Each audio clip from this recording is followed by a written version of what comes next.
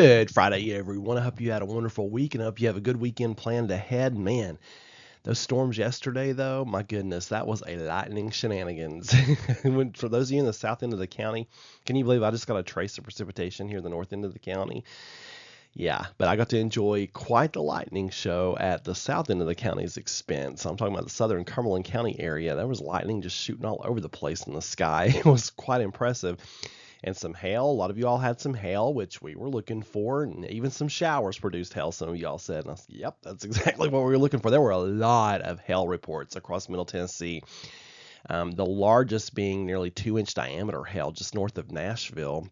Lots of trees down, lots of, I think the Nashville airport clocked a wind gust of a little over 60 miles an hour with some of that activity. So a very active Thursday thanks to a cold pool of air aloft, an upper level low that came across and really made things exciting around here for a while. Thankfully, the tornado threat was super low, and there hasn't been a single tornado reported out of yesterday's activity. So that's always good when that part of the forecast works out. Today's USA mortgage level of concern, just level 1. This is not a meteorologist mark weather alert day. We are just looking out for some general showers and thunderstorms. And yes, there's still a lot of cold air aloft. Could still see some small hail with some of those even showers and the thunder showers that pop up across the plateau today. Clearview Closet and Blind brings us that 5-day forecast. I've bumped rain chances up to 70% today. I think there's going to be some pretty good coverage of showers and thunder showers, especially once we get a little bit warmer out there and the atmosphere gets a little bit more unstable. Highs in the mid-50s, so cooler than it was yesterday, dropping down in the low 30s tonight. Saturday and Sunday both looking fantastic, mostly sunny, a little windier on Saturday than on Sunday, but both days looking good. Upper 50s on Saturday, upper 60s on Sunday. That warming trend comes at a little bit of a cost. We got some moisture that'll be moving in on Monday. Monday day looks good, partly cloudy. Southwest winds 15, gusting to 25, and those southerly winds are bringing up some moisture. That will lead to some showers Monday night into Tuesday morning. Now, areas to our north in Kentucky and Ohio, they are expecting some of those storms to become severe. Pretty similar to what we had yesterday is what they're expecting up in their neck of the woods. It's not clear if we'll get anything from that, but I'll keep an eye on that. Right now, the Storm Prediction Center does not have us outlined in a threat, and I'm not foreseeing much of a threat with that.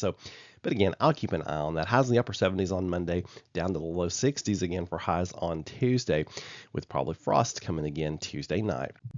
Premier Generators bringing us our threat outlook, and right now I'm thinking there's no severe weather for the next 5 days. Certainly nothing widespread.